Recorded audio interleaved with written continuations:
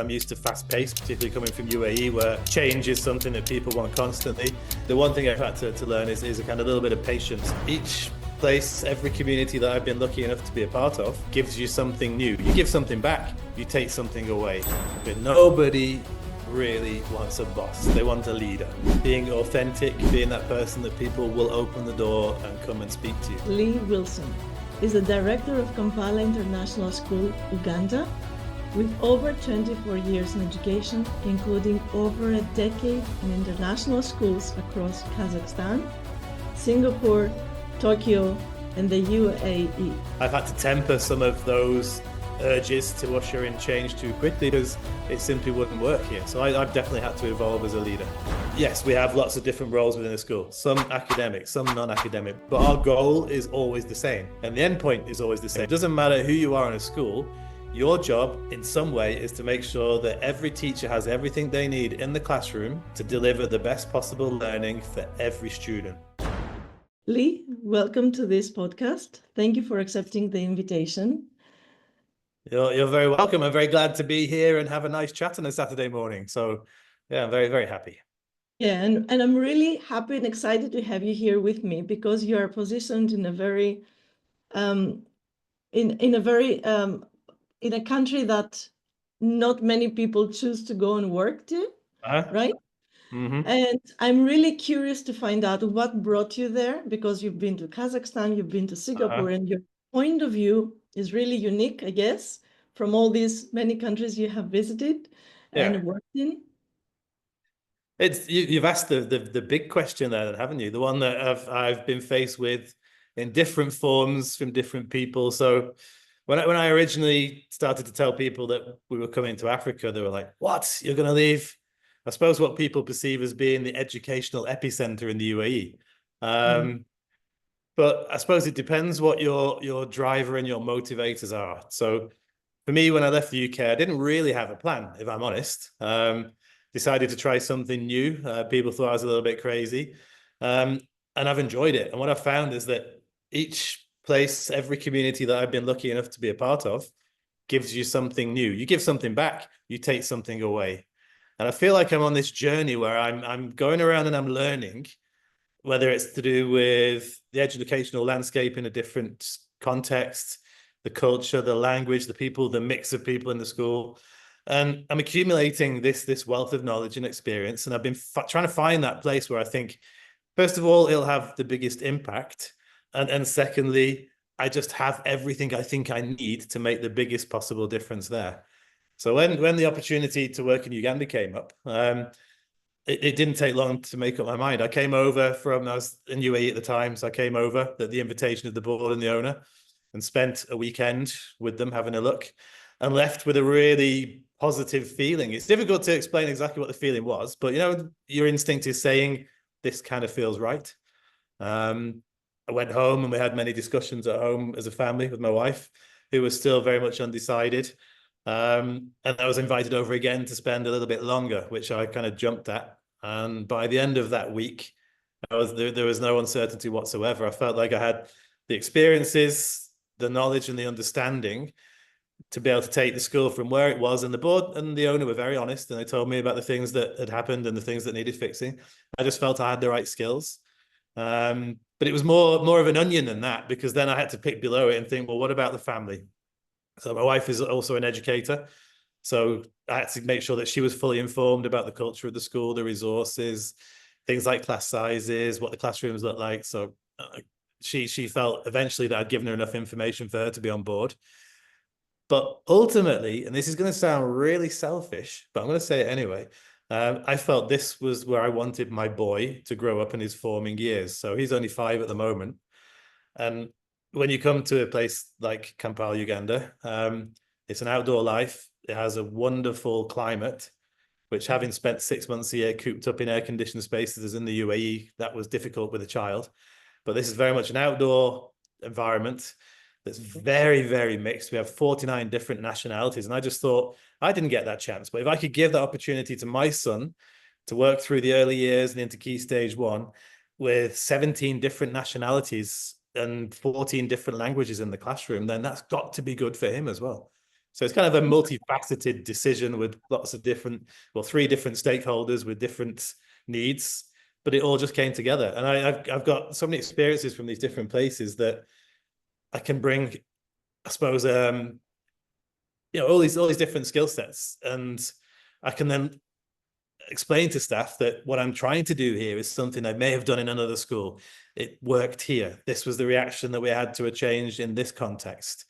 Yeah, it just all came together. So I'm very, very, very happy here. And is your family and like your son and your wife on board now? Like, have they approved of this decision? Have they fully endorsed it? Oh, completely. A few weeks ago, I was approached by someone I used to know whilst in the UAE, and they asked me to come back with a very tempting scenario, actually. Not necessarily about money. It was purely about an opportunity, again, to take a school from to another. And it made us have some really deep conversations about where we are, what we're doing, what our aims are.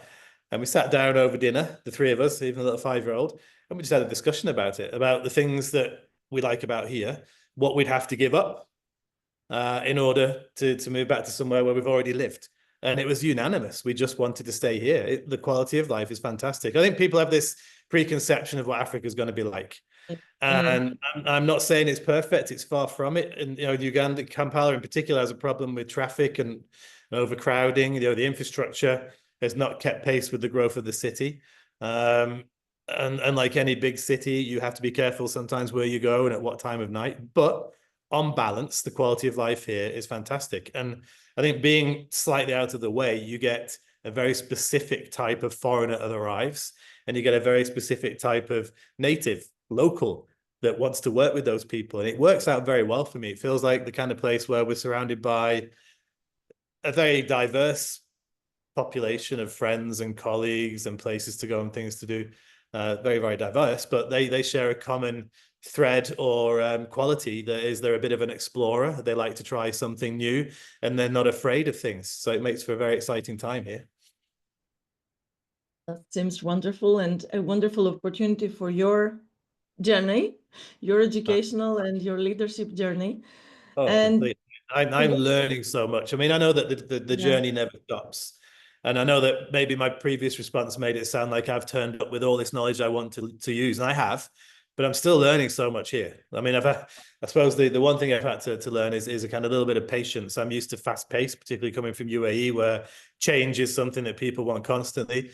I've had to temper some of those urges to usher in change too quickly because it simply wouldn't work here. So I've definitely had to evolve as a leader. Yeah. And what other challenges have you encountered that made you see another perspective in your leadership style, what you were bringing previous positions? I think it's partly driven by the culture and partly driven by the school. It's a relatively old school. It's 30 years old. We're in a new campus, but the school's been in existence for 30 years. And quite different for me is that there are people who have worked here for that entire time. And there are local families and foreign families who have sent 2 generations of children through the school. So I've kind of inherited this huge responsibility not to break anything. I don't mean that I would come in and I would, make negative changes. What I mean there is that people are happy because it's a constant in their life. So as I introduce change, and the school does need to change, and we want to keep up with places like Dubai and Singapore and Tokyo, we want to keep up with them, but we have to do it at a pace that suits the community for which this school is more than a school. It's a hub, it's their social circle, it's their children's learning and their history. So my learning is that I'm kind of putting cotton wool gloves on, and I'm doing it very carefully because I want these people to be on board with the change and to see that changes will ultimately benefit everybody. But if I came in like you do in some schools and said, right, this has to change and we're going to implement this, then it simply wouldn't work. And that's been my biggest learning. Slowly get more people on board with change, communicate more often, involve as many people as possible in decisions. And that allows a school like this with that rich history and heritage to grow at a pace that suits everybody that has a vested interest and has a love for the place as well. And allow the school to keep its identity while you... Yeah, completely. I mean, it's a very international place, and it always has been. And I think we've got to honor that. And the identity is very heavily influenced by Uganda and Kampala as our host country. It's very heavily influenced by some of the very long-standing foreign populations here that have existed for a long time, and it's a place where the identity of the school, the nature of the school, how it feels, how it sounds, has grown over such a long time that we do have to be careful. That's really helpful for us who haven't moved from position to position. And we are learning through your journey some things that we haven't seen before. And what I'm picking here is that if you don't move from position to position, you have a very narrow perspective of what leadership is like, right? Yeah. But while you explore new opportunities and new positions, you broaden your perspective and you have a wider view of what education is like. Absolutely. And people always say, so what influences you the most? And I think the me that left the UK and arrived in Kazakhstan was the very British version of me. I'd come straight out of the UK system, and everything should be a little bit more British. And as I've moved around a lot more, I've realized that that's not always necessarily the case, and that I've picked up a little bit of everywhere I've been, and I'm a very different person now. So I think, yeah, that journey around different places, and they've been extremely different. I mean, the difference between Kazakhstan and Singapore is huge. And I loved Singapore. My family loved it, but we reached the point where we thought, now we're ready for our next step. We arrived in Tokyo.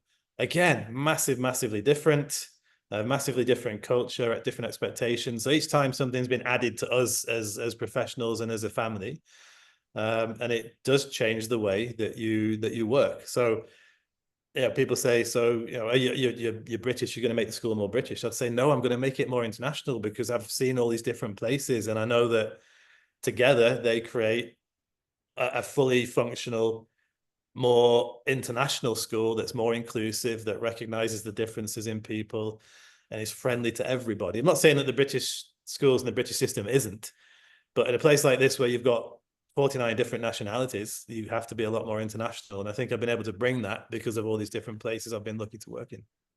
Yeah, and this journey helped you become more open-minded. So you Yeah, completely. not remove the identity of the school, but accept the identity and see how you can improve it. That's a wonderful learning opportunity for me here. And how has this through the struggles you moved on and you became a better leader? What is one tip you can give to other leaders that can help them in their present position, or if they're considering changing position, changing country, even? What is one tip that they can use right now for their day to live the day in a more peaceful way? That's a very good question as well. I think, don't be a boss. Okay, nobody really wants a boss. They want a leader, and they want someone to help guide. And I suppose I look at my job title here is director, and I quite like that, because it is about directing things but not taking over. So for me, that key quality is being a leader, being authentic, and being that person that people will open the door and come and speak to you. Because if you come in and you're slightly divorced from the rest of the school community and you want things to change a little bit, you could look like that kind of outlier who maybe isn't as well connected to the school as possible. People might not trust you. So it's just to be the authentic you, and don't feel that you have to arrive and show that you know everything and that you're a point of authority and that you know everything. I share my weaknesses. I've always made a point to share my weaknesses. I don't know everything. I know a lot because I've been around for a while and I've learned it, but I don't mind telling people that I learn from them. And sometimes I don't have the answer, but if I don't have the answer, then you're going to help me find it. So just being that kind of person that's collaborative, recognizes the strengths in other people, and doesn't insist on being that person behind a big desk, being perhaps slightly self-important and driving change from a single person perspective. Yeah, I'd like to say a little bit on that. How do people respond when you share your vulnerabilities, your weaknesses? I think usually positively. A obviously it's not something I do on a daily basis, but for example, Yeah. if we have a leadership meet, we have a weekly leadership meeting, and I'll sit there and say, look, I don't mind admitting I haven't got a solution for this. So what are we going to do as a team? And I think if I reach that point where I haven't got a solid solution to a particular scenario to offer, then it doesn't matter who the stakeholders are. I will ask for help and say, I haven't got an answer for this. We had this last year where we had to review our PSHE curriculum. And to be honest, I felt like I didn't know Uganda and the mix of people well enough to really make a significant change to the curriculum unless I had parental input. So I put the olive branch out and said, in order for me to do this properly, I need your help. I can't do this without you. And I was lucky to get a lot of parents volunteer to come in and give their perspective. And it was lucky because I had one idea of what PSHE here should be. And I was told unequivocally, Mr. Lee, we think you're heading in the wrong direction because we as a parent community think these things are important. These things maybe are not, and this needs to be built in. And that worked out quite well. This is really, what you're sharing is really powerful because people don't realize that the moment you say, I need help here, the team activates a different part of their brain, which is the creative part. Yeah. Well, when you give them instructions, they activate the logical part of the brain. So they take the instructions and remember how to follow them, right? And this is really powerful. And not many directors know that. Not many leaders know that. And also the fact that you mentioned that I'm a director, so my position, my role is not to take over everything. Does everybody know that? I do talk about it a lot, and maybe they don't all always agree, but I do stress the idea that I don't believe in a hierarchy. I just see lots of people in the school that do slightly different jobs. My job involves me sometimes sitting in my room, writing policies, dealing with complaints, receiving good news as well. And that doesn't make me any more or less important than a teacher who's taking year 6 topic and they're looking at physical geography, or a science teacher who's getting ready for the GCSEs and they're going through the syllabus to make sure that they've got understood everything. That my job's no more important than that. And I try and stress to people that yes, we have lots of different roles within a school, some academic, some non-academic, but our goal is always the same. And the end point is always the same. It doesn't matter who you are in a school. Your job in some way is to make sure that every teacher has everything they need in the classroom to deliver the best possible learning for every student, be it personalized, adapted, informed by EAL and learning support specialists with the right facilities. All of our job is that. So if you're not that teacher in the room, everyone else's role is to support that teacher to deliver the best lesson. Hierarchy doesn't work that well for that. A collegial approach where everyone knows that's our aim. Every student, every child, every learner should leave at the end of the day having had the best possible learning experience. And that's a team effort. Starts with the teacher, and they're definitely the most important person in the room. But our job is to back them up and give them what they need. Yeah. Like I've heard a few times this theory of servant leadership. Don't really like the term very much, but the sentiment's true. You know, no matter what our position, whether we're leaders, senior leaders, middle leaders, whatever, leaders of a particular area, our role is to support the delivery of learning, and that means supporting teachers to do their job as best they can. I wonder if other directors know that. I've been lucky. A lot of my leadership philosophy comes from a wonderful in Singapore. And I'd arrived from the UK to Kazakhstan, and they're both kind of heavily, what's the word I'm looking for? Heavily regulated education sectors. And they're kind of a little bit, at the time, they were quite conformist. And then I arrived in Singapore to a school that had a slightly different outlook with a leadership that worked very differently. So I was very lucky to kind of take away lots of leadership lessons from that. And at the same time, I decided to study a master's in educational leadership, and that opened my eyes even wider. But on that journey, I've met lots of good leaders. There are lots of good leaders around. I think sometimes though in education, because poor leadership can cause so much damage, that people tend to focus more on that and forget that there are plenty of good people around. They just need to be given an opportunity. Or they're the kind of personalities where they might be a leader in the background. Perhaps they're not that extrovert leader that wants to be at the front, and perhaps they don't always get noticed. But there are plenty around. That's really useful. I think that every director who is listening to this conversation, every head of school, every leader in education should like take notes from what you're saying. And I'd be interested what they think too. I mean, we all develop our own kind of leadership or educational philosophy based on our experience, our learned experiences. We've all got inherent bias in some way as well. So I'm always open to listen to other people. Definitely don't think I'm the perfect leader. I don't think that kind of person exists, but I think those that are open-minded and reflective are always the people that create the nicest cultures in schools. And how does your leadership style reflect on the community? I guess in Uganda, in your school, there is a diverse community, right? Yep. And how does it reflect on the community? That's a difficult one for me to answer. I'd love you to be able to come here and then speak to the staff and to the students. But sorry. I'd love to come and visit you. Oh, you should. It is a wonderful place. Don't start me off on that one because I'll keep selling Uganda as a destination. I would hope that as a non-authoritarian dictator style leader, that if you were to speak to different stakeholders in the school, I hope that they would say that they feel like they have autonomy, or they're getting more of it. I mean, I've been here for just over a year, so I haven't made the changes that I want or that the community wants or that we feel we need. We're on a constant process, but where we are now, I think people would say we've made progress. We have a more diverse school and we recognize that and we celebrate it more. There are many more decision makers in the school. So one of the first things I tried to do was to say, so, I mean, like most schools, this school had a bad time through COVID, and then there was an Ebola outbreak in the north of the country. So lots of foreigners left, and it really did harm the school. And the school shrank very quickly. And now we're growing again, which is fantastic. But lots of leadership positions were taken away because they simply weren't needed, or they just weren't affordable as the school shrank. So one of the things I've done is bring those middle leadership positions back and giving people autonomy.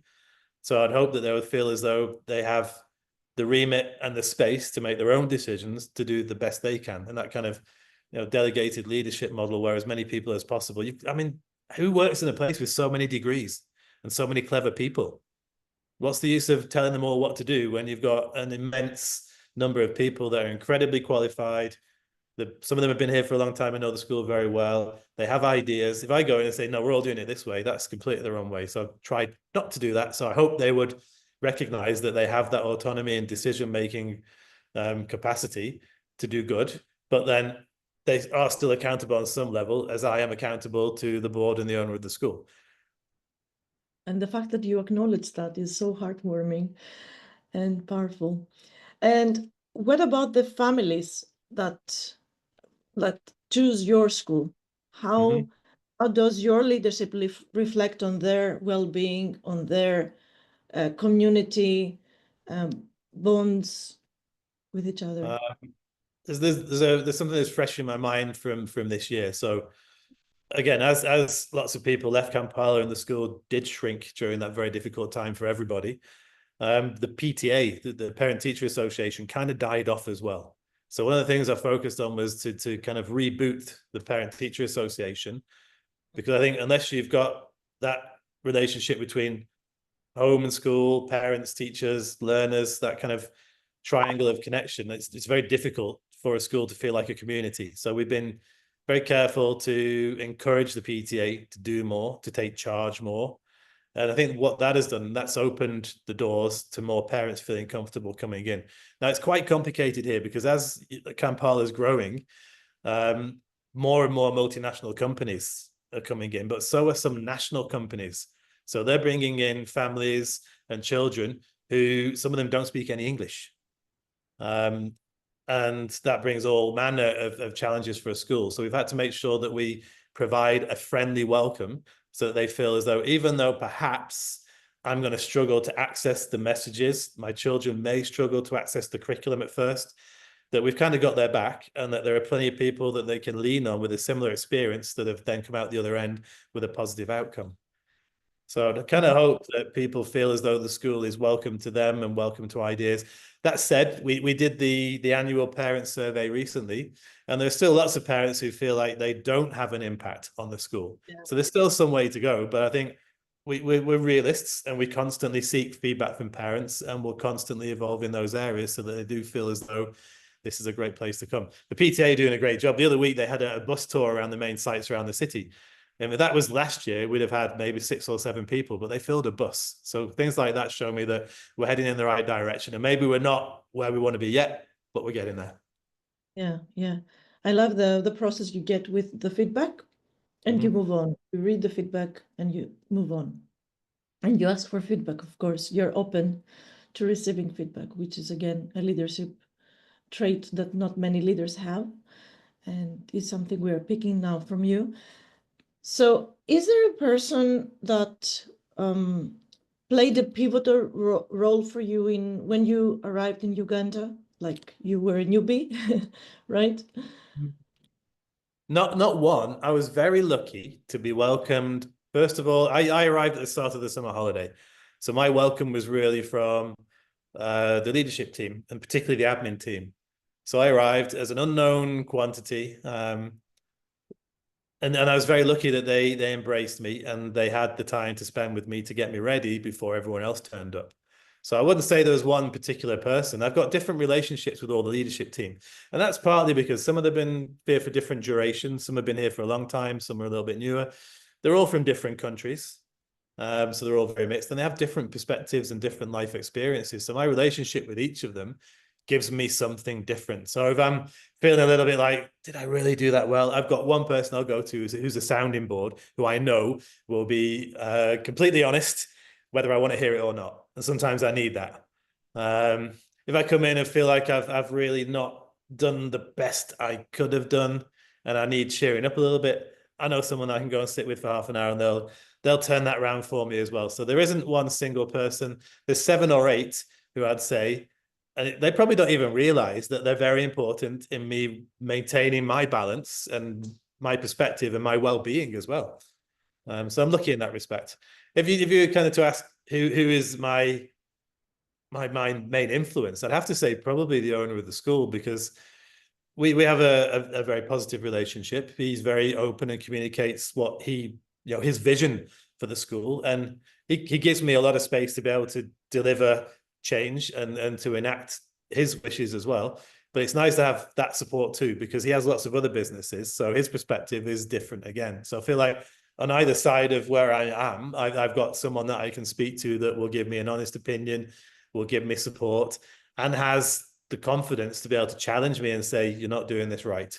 That's actually quite important. I think if you have the trust of people, which I'd like to think I do, particularly amongst the leadership team, that people feel comfortable to challenge you and say, I don't think that's the right thing to do. That's been a big learning here, because I think as people saw a potential change agent coming in, alarm bells invariably go off. And I wanted people to feel comfortable coming to say, well, perhaps you're going too fast, or we don't need that yet, or have you checked with those people? And again, that comes from not just one person, that comes from a few different people with different relationships, as well as the owner and the board. And this has allowed you to pace down and start seeing what you hadn't been seeing before, right? Yeah. It's made me, I've had to look inwardly more. I've had to spend more time here reflecting on things to make sure that I consider all these different perspectives, but I still have my own vision. So it's a very difficult balance, because I might have a very strong opinion about a particular change, and perhaps enough people still are not sure. So you've got to get that balance between, reining things in to make sure that the change is onboarding people and they're happy with it, but also making sure that I get my vision established and get the school to where I think it is, because that's based on research, that's based on data. It's not me just plucking ideas out. It's a delicate balance. And would you like to share part or all of your vision with us? Is it something? If we share all, we'd be here for hours. But I first and foremost, and I stress this a lot in our Monday morning briefings, or when we're talking in smaller groups and sessions, or in assemblies with the students, or when I go in and share some time in classrooms, that I want first and foremost for this to be the school that the students, the learners, the children, and the adults are happy to come into. So that's the most important thing. It needs to be a place where people feel safe and happy to come, because they know their day is going to be good. That's first and foremost. And then I suppose as a second priority, I also want it to be the place where the adults in the school know the children incredibly well. So we have a lot of data on students. We know we know about Maslow's hierarchy and how important it is, but for kids to feel a sense of belonging, and like the adults want to be with them and they have an interest in them and they care. So a lot of my philosophy here is around developing that sense of belonging, of it being a safe place to be for everybody. And that applies equally to the teachers too. And then beyond that, it's then using what we know about cognitive psychology, educational psychology, neuroscience, data, research to make sure that what we provide in terms of a learning journey is very good. So it's the best teachers delivering the best lessons based on the support we provide in terms of professional development, reflection, all that. It's a big question, but first and foremost, if I have to say what's the most important thing, it's kids coming in the morning to be greeted with a smile, to know today you're going to learn and we want you to, and we want you here. Yeah. And does your vision extend beyond Uganda, beyond the school you're currently at? In what respect? What do you mean? What you would like to offer out there in the world, like to other leaders, maybe to other students, families. So my impact as a leader. I think one thing that I love to do, and I'm getting better at, is building other leaders. And I can't remember offhand the name of the author or the book that I read about leadership theory, but the ultimate aim of every leader should be to build authentic, ethical, effective leaders themselves. So one thing that brings me great satisfaction is creating those leaders here. And I can see that happening all the way from the assistant teachers that are putting their hands up to say, I aspire to be a teacher and lead my classroom community, all the way to teachers that have been here for quite a while and they put their hand up to say, no, I want that area of responsibility. So for example, we've got a wonderful professional learning leader who for many years has been a fantastically effective teacher, but put a hand up and said, I think I can do more. So as I see these people stepping up and members of the senior leadership team asking for training or talking about doing something like an MPQH, I feel impact and I feel satisfied. And I feel like that's a good thing to do. And as a school at the moment, particularly where we are in Uganda, we're talking to a UK charity about how we extend that into a local school system. So what I would love, and what we started to do very tentatively, is to offer that kind of leadership coaching to leaders in schools out there in Kampala, only a limited number at the moment, but then invite their educators in to take part in our regular professional learning sessions and have a kind of two-way relationship there. So if we can help elevate other schools that are around us to give the kids that perhaps are not as fortunate to be able to go to what is an expensive school for our context, then I think that would be a good thing to do too. And that would make me feel satisfied that I've done all I can to equip another set of leaders that will work way beyond me so that they further that impact, but with, from the right perspective for the right reasons. That's huge contribution. That's a huge way to pay it forward. Like, yeah. But one day I'm going to retire. That thought absolutely terrifies me. But I think that obviously this is a little bit of guesswork and conjecture. But when I sit there and I look back on a career, I want to know that not that I'm leaving a legacy, but I'm leaving a good group of people that will carry forward the right type of leadership that's fit for the 21st century, that is adaptable based on what we know now about the implications for artificial intelligence and technology in education, that are just ready to be another generation of leaders. A country like Uganda needs good education, as every country does, I guess. But here they need people to kind of guide the next generation of leaders to make sure that they continue to catch up with the rest of the world. Sorry, after you. Yeah, and you have already taken action towards bringing this vision outside your school, not staying in your school, like not talking about it, but also taking action and doing it, which is really and I think that's common to a lot of schools. And I think more and more, as the international sector grows and the fee-paying sector grows, that there's more and more reason and there's more and more people willing to say, well, we're quite lucky. We're in a bit of a bubble here, and there's privilege involved. So we have to balance that out with making sure that we provide some of that privilege for those that perhaps can't afford to come to our schools.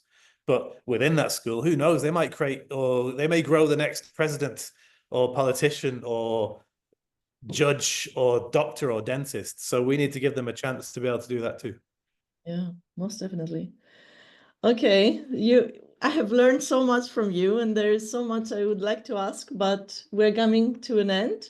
Okay. And for this final part of our podcast, this episode, we are going to talk about something that deeply resonates with you. And the incentive is going to come from one of these books. Okay. To choose That's a one. nice set of books, if I do say so. Okay. Not read the titles, I can help you with, just give you the number of the. I'm going to let you choose. I'm going to put my I haven't done brain in your hands, and you can choose the book and the page, and we'll see how far we get. Okay, so I'll choose. Do you want me to do this or just choose? No, I think you should choose for me. You're the host. I'll choose this one by Dr. Tara Swart. Okay. I think this can fully resonate. So give me the page. Now you have to choose the page. 72. 72? Don't know what. 72. 72. Yeah, completely random guess. 72. Okay, and line? 24. 24. Okay, give me a sec. I'm going to read this line and the context around it, Okay. and then just talk about how it resonates. Okay.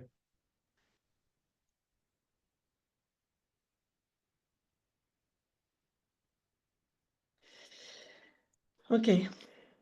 So it's talking about the hemispheres of the brain. Uh-huh. And it says the frontal lobes control our reasoning, planning, problem solving, and short-term memory, storage, plus movement. The occipital lobes process information from our eyes and link to the information already stored in the brain. The temporal lobes, I'm just going to read the full context. Okay. Temporal lobes work with sensory information from our ears, nose, and mouth, plus they're involved with memory storage. Does this resonate in any way with what you're doing? It does. And we're doing that right now. So I've always been a little bit surprised at how little we talk about how the brain works in learning and in education. I was lucky to work with a wonderful lady called Carol Karan when I was in Tokyo. She's a neuroscientist and a career lifelong educator. And she completely opened my eyes, opened my mind rather. You know, the way that she was able to explain how we can take something from our short-term memory and then encode it and then store it for future retrieval. And the way that she kind of explained that, I forget the activity now, but you had to use your hand. You were using all of your senses. And we went from trying to learn a list. I can't remember either what the list was. It was a list of random facts. But then trying again by using neuroscience and using all of our senses. And the retention went from virtually zero to almost complete in a big room of adults. And that really opened my eyes. So I think what you've mentioned there is, along with psychology, are the kind of foundations of teacher education, or they should be. Because if we go into this career and we don't understand how the brain works, then we're almost randomizing our teaching. It's like, well, I'm going to teach this way, and 20% of you might be able to recall 50% of it. 30% of you might be able to recall 5% of it. The rest of you, I'm not too sure about, but just sit there anyway. So there, then go home, study again and again until you get it on your own. And we know through recent research that simply won't work as a strategy. So it forces us all to think. How many of you think in a different way in my class? I've got 26 students. How many of you are verbally biased, or how many of you are non-verbal? So what we've done recently is we've CAT4 tested. I'm not sure if you're familiar with the CAT4 test, but it's basically a thinking assessment. We've CAT4 tested all of our students and spent a lot of time getting to understand what makes them tick. So we know what's the best way to help them learn, where are their relative strengths, where are their challenges, and how do we adapt our curriculum and our instruction to give every single student an opportunity to reach their highest level of performance, underpinned by what you just said there. How do you process and how do you remember? That's really powerful. And this is another tool in your toolkit, in your personal toolkit that you bring in Uganda, and then you move forward and teaching it to other leaders as well. What you may have noticed there, though, how I kind of struggled to recall, but I struggled to explain a little bit there as well. So that's one caveat that I think all of us leaders should have, that as we lead for longer, we become all-rounders. So I've definitely got a broad overview of neuroscience, of pedagogy. I've been a teacher for years, but I think it's a salutary lesson for all leaders to remember that the more time we spend leading, the less we remember some of this stuff, and the more important it becomes that you have those experts within the school that keep in touch with that as well. So, it's just a lesson that we don't know it all, and over time we might even forget a little bit. But as long as we understand the implications and the impacts, and we put the right people in the right places in the school, then we're going to make sure we give our students and our children what they need.